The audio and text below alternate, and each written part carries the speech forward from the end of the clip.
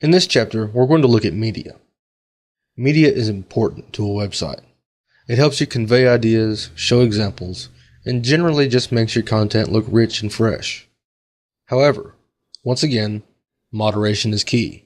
You may not want to put too many pictures on your website, especially if you've got text content to accompany it.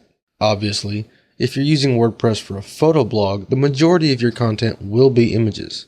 However, if you're trying to write blog posts and have people read them, you shouldn't have an image between every sentence. It not only confuses the reader, but it slows page downloading and rendering considerably on slow connections and old devices. It's also important that you use images that are relevant to your content and images that you have permission to use, especially if you're earning ad revenue from your site. It's always best to take your own pictures and use those, because you know no one will have ever seen those images before, and you know it's original content. Stock images are usable in some situations, especially for design elements in business sites, but they should be used sparingly. We'll use our site as an example. Which image would have more impact on a reader? An obvious stock image, or an image that looks like it came from our own garden? I think if I was a reader of this site, I'd want an image that looked real and like it was taken by the person creating the website, rather than some generic looking stock image. WordPress provides us the tools to easily integrate media into our site in a number of ways. We can upload our own images and PDFs and insert them into any post or page.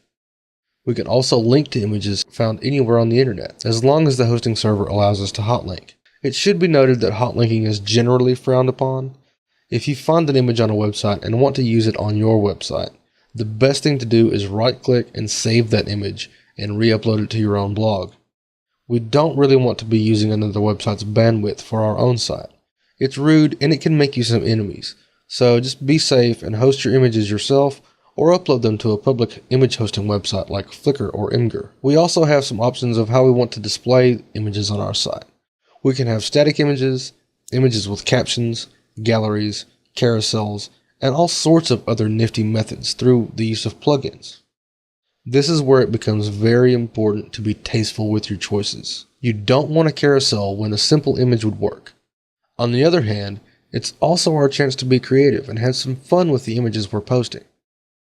I'll show you the simple, easiest method of adding media, how to manage your media library, and give you some examples of more advanced and interesting usages of media.